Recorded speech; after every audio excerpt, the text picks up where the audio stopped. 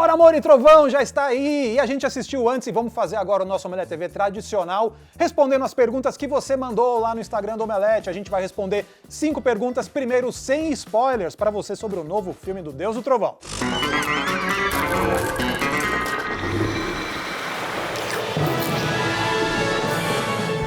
E apesar do resto eu ter falado que esse vídeo é sem spoilers, se você quer aí mais informações, se você não liga pra spoilers, dá uma olhada no canal que tem outro vídeo com as perguntas e respostas com spoilers. Mas agora a gente tem um recadinho, né?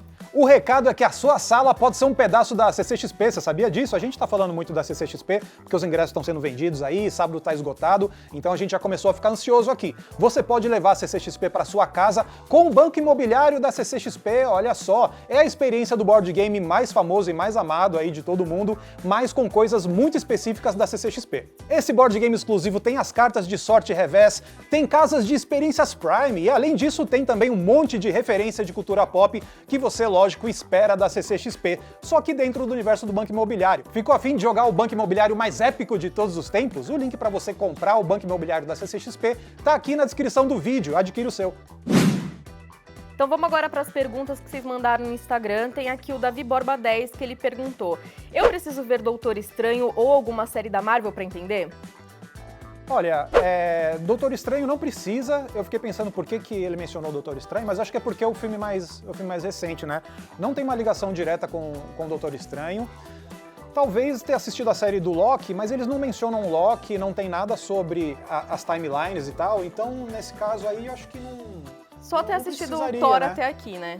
Ter assistido o Thor até aqui, eles não fazem tanta referência aos 2 primeiros, eles fazem muita referência ao Ragnarok, porque afinal de contas é o filme mais recente. Uhum. Eles não entram no mérito de, personagem que morreu em Guerra Infinita, nem nada assim, mas você tem que entender por que Asgard tá na Terra, o que aconteceu com alguns personagens e tal, então, em relação a isso é o que tá no Ragnarok mesmo.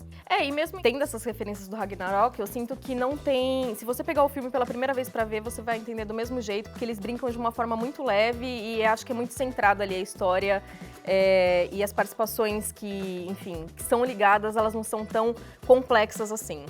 E além disso, eu acho que o Taika, ele faz no roteiro um esforço bem claro, assim, de você reapresentar situações que aconteceram antes.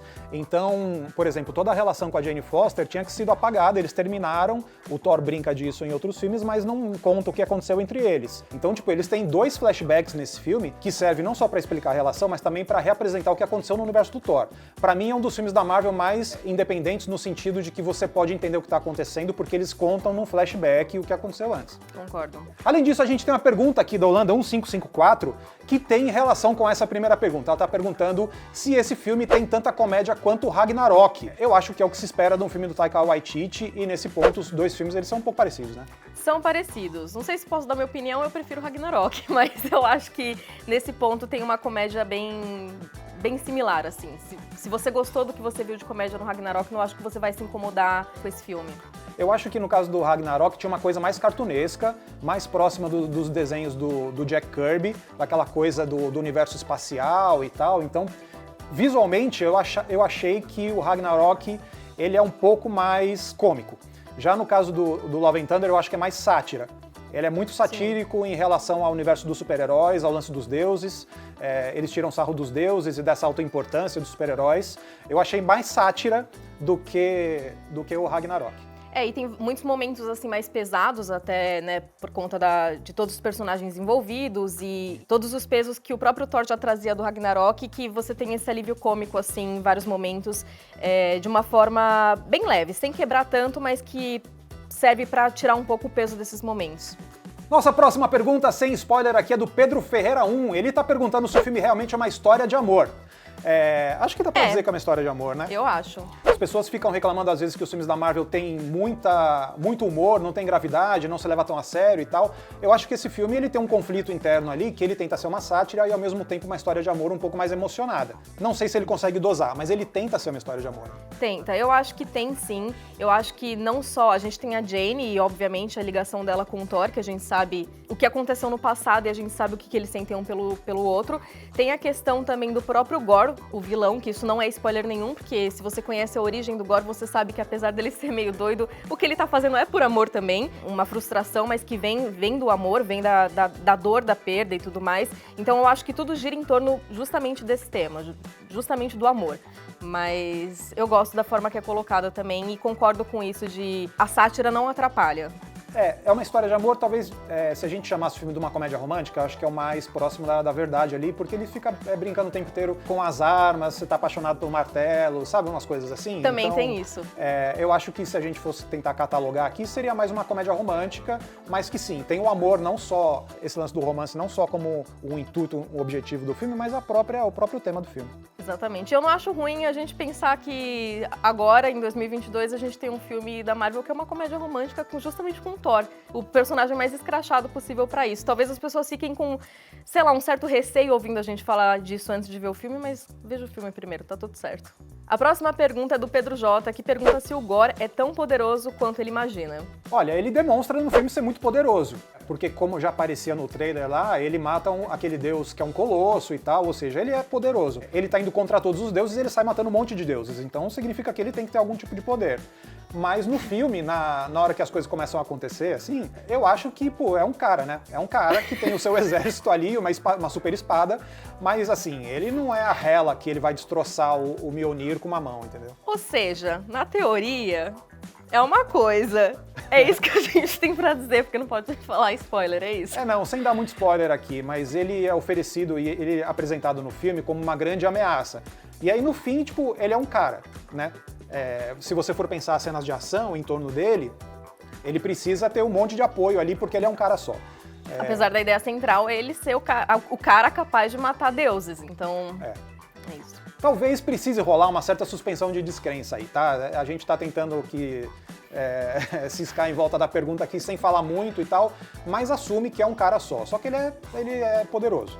Próxima pergunta sem spoilers, essa a gente pode responder bem frontal, assim, bem sem meias palavras, que é do Alisson Neves. Ele tá querendo saber se os Guardiões da Galáxia têm uma participação grande no filme. Pode responder direto? Não. Não tem. Eu, como fã de Guardiões, eu senti falta, não tem. Não tem. O que a gente tinha sugerido aí lá do final de Ultimato e tal, fosse que agora tava todo mundo junto, Thor e Guardiões num negócio só, dinâmica com o Peter Quill e tal. Putz, isso é resolvido com 15 minutos de filme, assim, não tem mesmo. Mas eu já suspeitava que ia ser um pouco assim. Eu acho que talvez faça sentido ali pelo que eles querem mostrar no filme, mas pra quem é fã de Guardiões pode sair um pouquinho decepcionado, então já vai equilibrando aí a expectativa. Eu tô curioso agora pra ver como vai ser resolvido isso, se vão tocar nesse assunto em Guardiões 3, porque é isso, né? Quando acontece um grande evento e alguém fala assim, agora eles são um time. Aí, mano, você tá dando trabalho pra dois caras diferentes, né? O cara que vai contar o filme do Thor, o cara que vai contar o filme dos Guardiões, então eles tomaram essa decisão de separar, né? Eles que lutem, E agora a pergunta do Daniel Picazzi. O filme ficou curto ou tem um tempo bom pra história e relação dos personagens? Nossa, a galera muito mal acostumada com um filme de 2h30, né? O filme tem 2 horas, 2 horas é coisa pra caramba, dá pra contar muita história em 2 horas. Eu acho que o filme tá no tamanho certo, não sei o que você acha. Não, eu senti isso também, não senti que tava se alongando demais, nem que foi muito rápido, pra mim tá show. E eu já fico feliz, na verdade, quando tem menos de 2h30, porque eu acho que já deu, assim, gente, quero filme curto. Um filme com 2h30, às vezes é porque o cara quer botar uma cena de ação a mais, aí fica inchado, ou então ele tá querendo explicar demais um negócio que não precisa explicar, e aí fica chato de novo. Então, tipo, nesse caso, o filme é curto porque eu acho também que a ideia é muito curta. Você tem uma missão e você tem que resolver a missão. Não dá pra você ficar alongando demais isso. Inclusive, pra mim é uma história muito direta, e eu tenho a impressão em alguns momentos que o Taika não tem tanta paciência pra contar essa história, mas isso já é assunto pro veredito, outro momento. Inclusive, ele perguntou também da relação dos personagens, se tem tempo pra explorar isso, e eu acho que tem justamente porque é muito claro, assim, é muito bem definido qual o papel de cada personagem nesse filme. Como a gente respondeu agora, tipo, o maior grupo que seria Guardiões, você não vai ficar perdendo tempo nisso, você já sabe a história de cada um. Então a gente tem o tempo da Jane se desenvolver e a gente entender qual que é a situação ali, a gente tem o próprio Thor, né, e vendo como ele ficou depois dos últimos acontecimentos em Ragnarok. Então eu acho que nesse ponto também tá muito redondinho. Eu acho que tá redondinho, apenas se você espera que a Valkyria seja protagonista, contando a história dela como a rainha de Asgard e tal, isso é muito breve, entendeu? Ela não é protagonista, não. Inclusive, ela fica meio segurando vela em vários momentos ali, junto com o Korg. Acho que o Korg aparece até mais, porque o Taika tem um lance aí meio de ego, mas a Valkyria não é protagonista do filme. Em relação a isso, coloque suas expectativas no lugar aí. E aqui estão as perguntas sem spoilers sobre Thor, Amor e Trovão. Se você quiser perguntas com spoiler também, a gente responde, não tem problema, tem aqui no canal. Também tem entrevista com Natalie Portman em breve, Veredito. A gente ainda vai falar bastante desse filme. É isso aí, entrevista com a Natalie Portman feita aqui pela Carol Costa. Você pode assistir tudo isso. Não esqueça de apertar o sininho aí para ser lembrado de todos esses vídeos e não esqueça também de assinar o canal.